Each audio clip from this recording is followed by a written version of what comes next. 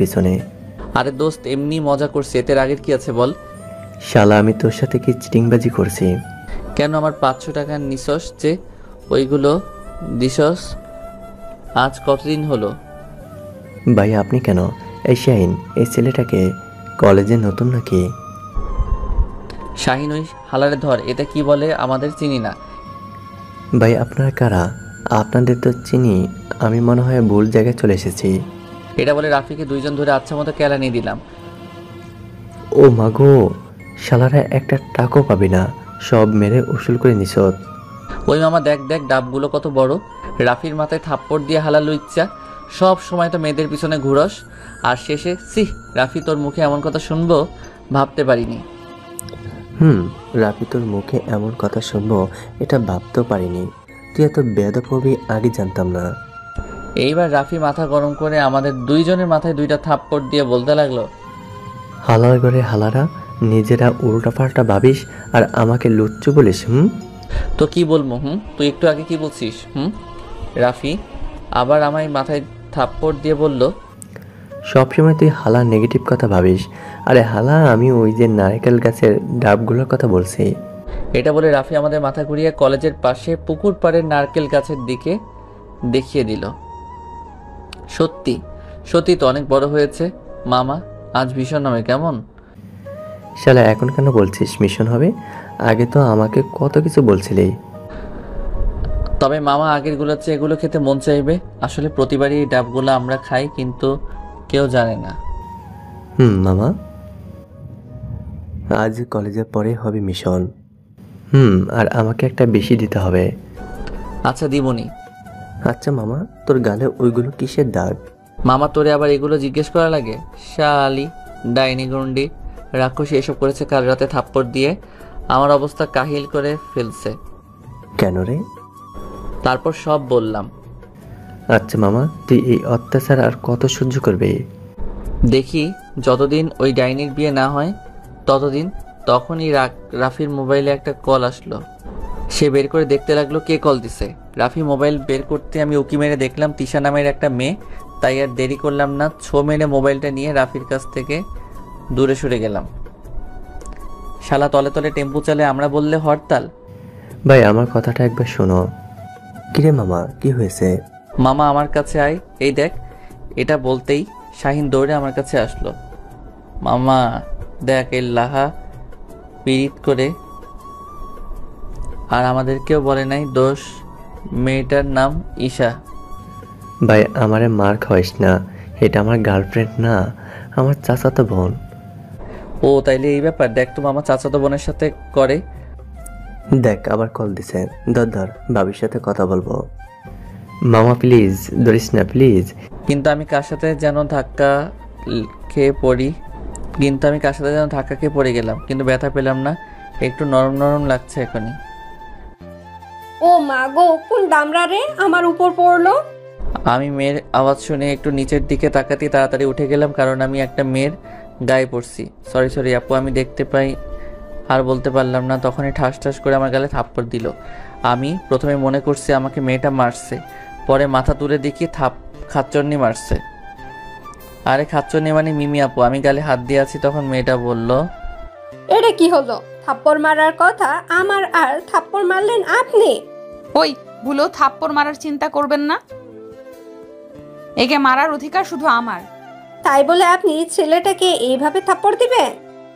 ওই আপনি বেশি কথা বলবেন না। থাপ্পড় মারছি সেটা আমার ব্যাপার, আমি বুঝবো। আপনারা তো ফাটতেছে কেন? আর হ্যাঁ, তোর আজ খবর আছে কুত্তা। আমাকে না নিয়ে কলেজে আসার সাহস কে দিল? এটা বলে আমার মিমির কলার ধরে আমাকে টানে টানে আপু কোথায় যেন নিয়ে যাচ্ছে। আপু কি করছো? কলার ছাড়ো, সবাই দেখছে। চুপ, একদম চুপ। সবাই দেখুক তাতে আমার কি? তুই একা একা কলেজে আসলি কেন? আয় আমার সাথে। এটা বলে আপু কলেজ মাঠের এক কোনায় নিয়ে আসলো আমাকে। এইদিকে মেয়েটা বলতে লাগলো, হাজব মেয়ে রে বাবা, থাপ্পড় মারার কথা আমি, মারলো ওই মেয়ে। যাই হোক, আমি আমার কাজে যাই। বল, একা একা আইসত কেন মেয়েদের সাথে ঘষাঘষি করতে? দূর, আজে বাজে কথা বলিয়েন না। আপনার ভার্সিটি একটা, আমার কলেজ একটা, তাই আমি নিজে নিজে আইছি। মিমি আপু ঠাস করে আবার আমার গালে থাপ্পড় দিল, আর আমি গালে হাত দিয়ে, এই আমনের হাত সামলাই রাখেন, খালি আমার গালে এসে পড়ে। বেশি কথা বলবি তো আরো 2-3টা দিমু। ওই তোকে একদিন কইছি না আমার সাথে কলেজে আসবি? তাইলে একা একা আইলি কেন? তাও আবার না খেয়ে আইছত? আমার ক্ষুধা নেই তাই না খেয়ে আইছি। তা ক্ষুধা কোথায় গেছে? আমি কি জানি? এখন আমাকে ছাড়েন, আমি ক্লাসে যাব। মিমি আপু আমার কলার ধরে। ওই কুত্তা, তোকে আমি কলেজে যেতে কইছি? আয় আমার সাথে, নাস্তা করবি, তারপর ক্লাসে যাবি। আপনি খালি এত রেগে যান কেন? মামি কি জন্মের সময় মধু দেয়নি? না দেইনি। এখন চল আমার সাথে ক্যান্টিনে, নাস্তা করবি। আমি একবার আপু আমাকে আর বলতে না দিয়ে। তোর খাওয়ার ইচ্ছে আছে কি নাই সেটা আমি প্রয়োজন মনে করি না জানার। এখন তুই আমার সাথে নাস্তা করবি মানে করবি। এটা বলে আমার কলার ধরে টানতে টানতে ক্যান্টিনে নিয়ে আসলো। ওই মামা, একটা কফি, 2টা প্লেট নুডলস নিয়ে আসো। কফিটা একটু পরে আনলেই হবে। কি রে, মুখটা এরকম করে রাখছ কেন? ভালো লাগছে না আমার এখানে থাকতে, আমি ক্লাসে যাব। কি থাপ্পড় দিছি না বলে কি থাপ্পড় দিতে পারবো না? চুপচাপ বসে থাক। আপনি খালি থাপ্পড়ের ভয় দেখেন কেন? আমার মতো পিচ্চি বোলারে মারতে আপনার হাত কাঁপে না? ওলে আমার পিচ্চিটা রে। না, আমার হাত কাঁপে না। কথা না শুনলে আরো মারমু, বুঝছস পিচ্চি? এই তো খাবার এসে পড়েছে, নে কোনো কথা না বলে খা এবার। আমি আর কোনো কথা না বলে খেতে লাগলাম। খাওয়া শেষ করলাম আর আমি দেখতেছি আপু খাবার শেষ করে কফি খাচ্ছে। আপু, এবার যাই। আর একটু বস। আমি বসে থাকলাম। এই নে, এটা খেয়ে নে। কফির গ্লাসটা আমার দিকে বাড়িয়ে বলল, কি আমি তোমার এটো খাবো? সি ওয়াক খবিস, আমি পারবো না, তুমি খাও, আমি গেলাম। এটা বলে আমি চেয়ার থেকে উঠে চলে যেতে লাগলাম। এ কি, আমি তো সামনের দিকে যেতে পারছি না। তারপর বুঝতে পারলাম খাচ্চন্নি পিছন থেকে আমার শার্ট ধরে আছে। কি শক্তি রে বাবা, বডি দেখলে মনে হবে ফু দিলে উড়ে যাবে। কোথায় যাও চান্দু? যেটা বলছি সেটা করো, তা না হলে সকালের কথা মনে আছে তো? একেবারে এখানে দিয়ে দিমু সবার সামনে। আপু, তুমি আমার সাথে কেন এমন করছো? আমি পিচ্ছি একটা পোলা, আমারে ছেড়ে দাও প্লিজ। আইসে পিচ্চি এখন বিয়ে করলে 4-5টা ছেলের বাপ হয়ে যাবে। এখন বেশি কথা না বলে কফিটা খা। পারবো না। দেখ, মাথা গরম করবি না। আমি রোমান্টিক মুডে আছি, যদি মাথা গরম করিস তাইলে তোর 12টা বাজাবো বলে দিলাম। আমার সাথে না পারলে খালি রাগ দেখায়। আল্লাহ তোমার কপালে রাগী জামাই পড়ুক। দাও কফিটা। তারপর আপু আমাকে কফি দিল, আর আমি ইচ্ছে না থাকার শর্তেও খেলাম। কিন্তু এই কফিটাতে কেমন যেন অন্যরকম স্বাদ পেলাম। কেমন লেগেছে বাবু? একদম বাজে। আর বাজে হবে না কেন? খাচ্চন্ডির মুখের কফি যে, ওয়াক থু। এটা বলে দিলাম তোর। কি বললি কুত্তা? দাঁড়া একটু। আমি খাচ্চন্নি তাই না? এখন থেকে এই খাচ্চন্নির মুখের সব খাবার তুই খাবি বলে দিলাম। আয় শুধু একবার বাড়িতে, দেখামু শালা দিন দিন বেশি পাকনা হয়ে যাচ্ছে। এটা বলতে বলতে আপু তার ভার্সিটিতে যেতে লাগলো, কারণ ভার্সিটি একদম আমার কলেজের পাশে। এইদিকে আমি যেই দৌড় দিলাম, পিছন ফিরে তাকালাম না। এক দৌড়ে ক্লাসে এসে রাফির পাশে বসলাম। কিরে হালা, বাঁচিয়ে সত্যি? তার মানে তুই আমার মরে যাওয়া দোয়া করছিস? তো করবো না, অনেক দিন হলো বিরিয়ানি খাওয়া হলো না, তাই আর কি। শালা খাড়া, আমি মুটকিরে কমু, তুই একটা 12 ভাতারি। প্লিজ এমন বলিস না, তাহলে পিরিত শুরু হওয়ার আগে শেষ। আরে তোদের আজের কথা বাদ দে। আজকে বলে আমাদের কলেজের নতুন ম্যাম আসবে, তাও আবার তোর রিফাত আঙ্কেল মানে প্রিন্সিপাল স্যারের মেয়ে। কি বলিস মামা? আঙ্কেলের মেয়ে আছে এটা জানতাম, তবে শিক্ষিকা হবে জানতাম না।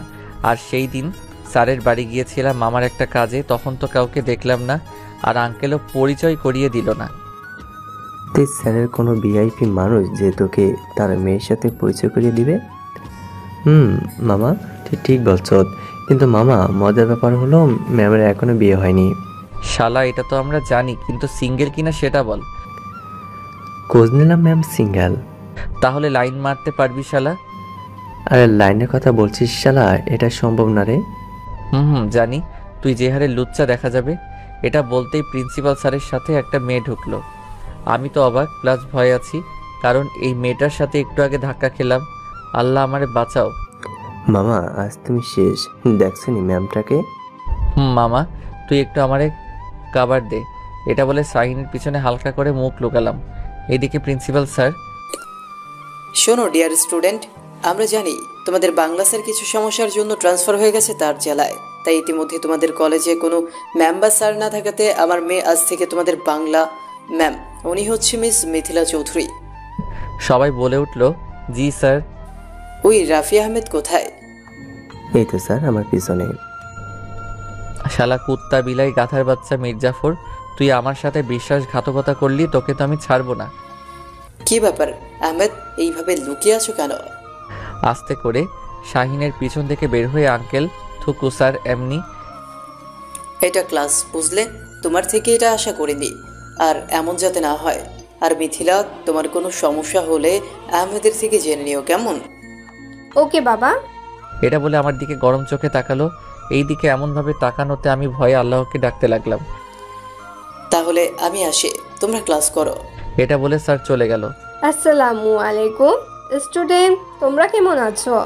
আলহামদুলিল্লাহ, চলো তোমাদেরকে পড়ানো শুরু করি। আগে স্যার কোথায় পড়া শেষ করেছিল? এটা বলতে ম্যামের চোখ আমার দিকে পড়ে গেল। এদিকে নিজেরই নিজে গালি দিচ্ছি। শালা কেন যে আজ ফার্স্ট টেবিলে বসতে গেলাম, তাই আমি আবার মুখ লুকাতে লাগলাম। এই ছেলে, তুমি এভাবে মুখ লুকাচ্ছ কেন? সেই প্রথম থেকে দেখতাছি। দাঁড়াও আর পড়া বলো। কোথায় ছিলে? এইদিকে আমি কি করব বুঝতে পারছি না। দাঁড়াও আর পড়া বলো, কোথায় ছিল? কি হলো, দাঁড়াতে বলছি। ম্যামের ধমক খেয়ে তাড়াতাড়ি দাঁড়িয়ে ম্যামের দিকে তাকাতেই, ও আচ্ছা, এই জন্য মুখ লুকাচ্ছ তাই না? আসলে ম্যাম বুঝতে পারিনি, প্লিজ ক্ষমা করে দেন। শাট আপ, ওইটা বাহিরের বিষয়, বাহিরে থাক। এখন পড়া বলো। তারপর পড়া বললাম। গুড, এখন বসো। তারপর আমি বসে গেলাম আর ম্যাম পড়াতে শুরু করলো। এইভাবে ম্যামের ক্লাস শেষ হতে ম্যাম যখন চলে যাবে তখন, এই ছেলে, আমার সাথে আমার কেবিনে আসো। এটা বলে ম্যাম চলে গেল। মামা কি ব্যাপার, সোজা কেবিনে? মামা ডাল মে জরুর কুছ কালা হে। শালা সব কালা, মনে হয় আর রক্ষা হলো না। আগে গিয়ে দেখ কি বলে। তোরা সহ আয়। এটা বলে দুইজনের হাত ধরে টেনে নিয়ে আসলাম ম্যামের কেবিনের সামনে। ম্যাম আসতে পারি? আসো। তারপর তিনজনে মিলে ভিতরে ঢুকলাম। এটা কি? আমি তোমাকে আসতে বলছি, এদের কেন নিয়ে আসলে? ম্যাম এরা আমার বন্ধু, সো এরা আমার সাথে থাকলে কোনো সমস্যা নাই। চুপ বেয়াদব! এই তোমরা যাও এখান থেকে। এটা বলতে তারা দুইজন চলে যেতে লাগলো। এই তোরা আমাকে রেখে কোথায় যাচ্ছিস? দাঁড়া, আমি আসতেছি। এই তোমাকে যেতে বলছি। আমি আবার ম্যামের দিকে ফিরে বললাম না। তাহলে যাচ্ছ কেন? মানে আসলে সরি ম্যাম, আসলে আমি আপনাকে দেখতে পাইনি। ওকে, সমস্যা নেই। মেয়েটাকে গার্লফ্রেন্ড বুঝি? আরে না ম্যাম, এইসব কি বলছেন? সে আমার মামাতো বোন, পুরো খাচ্চন্নি, সারাদিন প্যারা দেয়। কে? কেন প্যারা দেয় কেন? আরে বড় আপু তো, তাই আমাকে দেখে শুনে রাখে আর কি। হো। ম্যাম আমি যাই। যাও, তবে তোমার নাম্বারটা দাও। ছাত্র তো খোঁজ খবর রাখতে হবে। কিন্তু ম্যাম আমার কাছে তো মোবাইল নেই। কি আমার সাথে ফাজলামো করো? এত বড় ছেলে হয়ে এখন ফোন ব্যবহার করো না? তা না ম্যাম, আসলে আপু নিয়ে নিছে। পড়ালেখার সমস্যা হবে তো তাই, সামনে আবার পরীক্ষা।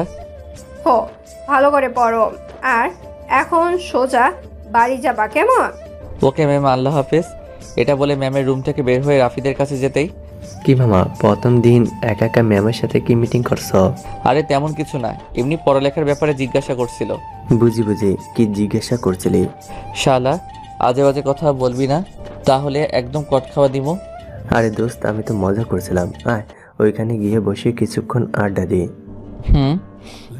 মামা পরে না হয় মিশন। ঠিক পরে না হয়।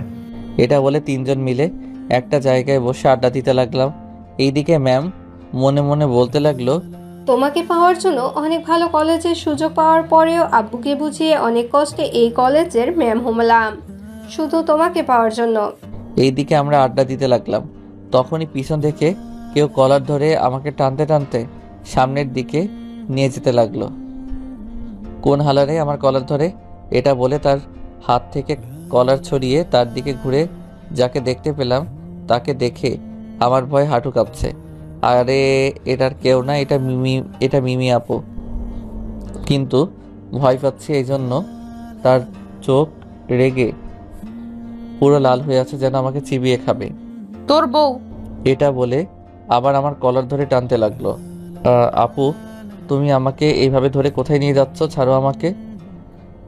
কিন্তু আপু আমার কোনো কথা না শুনে আমার কলার ধরে টেনে নিয়ে এসে তার গাড়ির ভিতরে ছুঁড়ে ফেললো।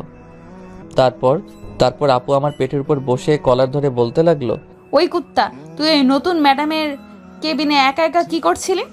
আরে আপু এমন করছো কেন? কেবিনে একা গেছি কারণ একা ডাকছে তাই। তুই একটা মেয়ের রুমে একা ছিলি, ভাবা যায়? সেখানে কি করছিলি সেটা বল কুত্তা। দেখ আমি কি করবো আবার? ম্যাম আমার ভালো মন্দ জিজ্ঞেস করলো আর আমি ভালো মন্দ বললাম, তারপর রুম থেকে চলে যেতে বললো, তাই চলে আসলাম। আসতে না আসতে তুমি এভাবে নিয়ে আসলে। ঠিক আছে, মানলাম, তবে ওই মেয়ের সাথে যেন বেশি কথা না বলিস। আচ্ছা বলবো না, এখন আমার উপর থেকে উঠো। আমি তো তোমার উপর থেকে উঠবো না চান্দু। এটা বলে একটা শয়তানি হাসি দিল। এই আপু, একদম উল্টাপাল্টা কিছু ভাববে না বলে দিলাম, আমি বাড়ি যাব। না, কেউ একজন বলেছে আমারে যে আমি খাচ্চন্নি। আমার মুখের কফি বলে কিনা খারাপ। এখন মুখের কফি না চান্দু, এখন পুরো। আপু প্লিজ, আমি তোমার ছোট্ট ভাই না? তুমি তোমার ছোট ভাইয়ের সাথে এমন করতে পারো? ওই শালা, আর একবার আপু আপু করছিস তো তাইলে তোর খবর আছে। আর কিসের ভাই? তুই আমার কোনো ভাই না, তুই তো আমার পিচ্ছি জামাই। সি আপু, এসব কি বলছো? আপু আমি বাড়ি যাব, বাঁচাও আমার এই ডাইনির থেকে। আর বলতে দিল না আপু, তার আগে আমার কিস করে দিল। আপুর এমন কাজে আমি আপুর কাছ থেকে নিজেকে ছড়াতে গেলে আপু আমার ঠোঁট খালি কামড় দিচ্ছে। আপু পাগলের মতো আমাকে কিস করতে লাগলো। আমি এক অসহায় নীরব ছেলে, না কিছু করতে পারছি না বলতে। এইভাবে প্রায় 5 মিনিট পর আপু আমাকে ছাড়লো। আমি অনেক জোরে জোরে নিঃশ্বাস ফেলতে লাগলাম। শালি আমার কিউট ঠোঁটের অবস্থা খারাপ করে দিছে। তোর বিয়ে হবে না দেখিস। রাক্ষসী আরেকটু হলে তো আমাকে মেরে ফেলতো। এইটুকু পারতেছো না, এইটুকু পারছো না, পরে কিভাবে পারবে? যাই হোক, আপু আর ডাকবি?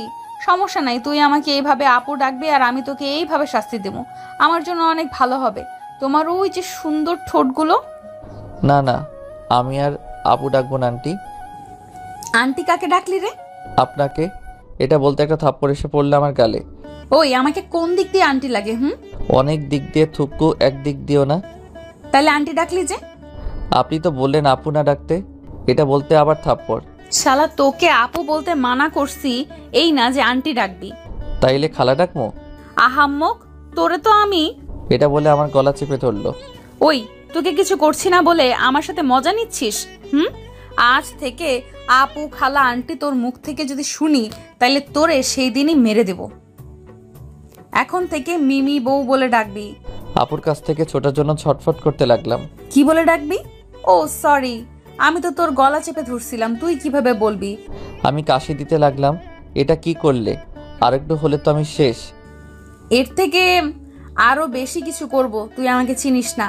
আগে বল আমাকে মিমি বউ বল, মিমি বউ, তা না হলে আবার ধর্ম। না না, বলছি মিমি বউ। শালি আমারও টাইম আইব, তখন সব সুদে আসলে তুলে নিব। এই তো গুড বয়, আমার জুনিয়র জামাই। এটা বলে আমার গালে কিস করে আমার উপর থেকে উঠে ড্রাইভিং সিটে বসে পড়লো। তারপর গাড়ি চালাতে লাগলো। এইদিকে আমি কুত্তি, পেতনি, শয়তানের 3 নম্বর নাতনি। আল্লাহ তোরে যেন সারা জীবন অবিরত রাখে। আচ্ছা তোমাকে এটা কে বললো আমি যে মিথিলা ম্যামের রুমে ছিলাম?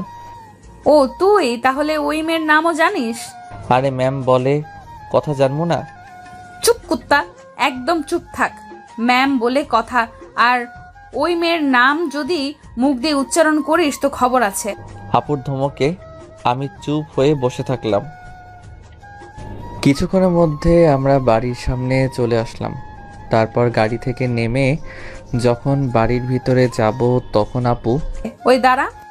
হ্যালো বন্ধুরা, পরবর্তী পার্ট খুব তাড়াতাড়ি আসবে, তো সবাই অপেক্ষায় থাকো।